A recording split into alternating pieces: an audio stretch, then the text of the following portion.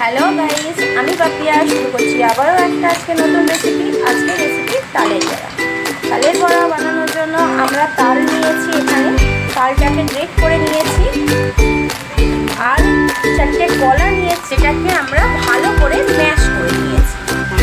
আর এখানে আমরা ইউজ করছি 1 বাটি সুজি, দিচ্ছি কিছুটা পরিমাণে নারকেল কোড়া, কলার সাথে সুজিটাকে আমরা ভালো করে সবজি মেখে নিচ্ছি।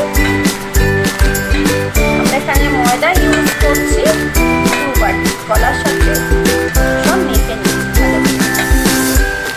আমি এখানে পরিমাণ মতো তাল দিয়ে দিয়েছি আর দিচ্ছি 2 বাটি ময়দার জন্য ওই 3/4 কাপ চিনি, আর আমি দিচ্ছি পরিমাণ মতো নুন। এখানে আমি নারকেল কোড়া দিয়ে ভালো করে মেখে নিচ্ছি।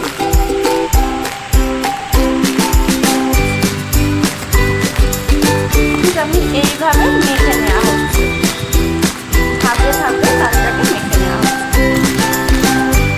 তোমরা এখানে সামান্য পরিমাণে মৌরিও ইউজ করতে পারো ফ্লেভারের জন্য, আমার কাছে নেই। দেখো আমি তালের ফুলুলিগুলো একটা একটা করে তেলে এভাবে ছেড়ে দিচ্ছি।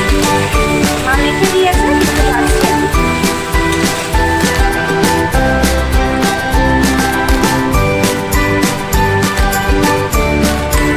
এবার এটাকে আমরা উল্টে পাল্টে ভেজে নেব লাল লাল করে। দেখো ঠিক এইরকম লাল লাল করে ভেজে নিয়ে আমরা তুলে নিচ্ছি।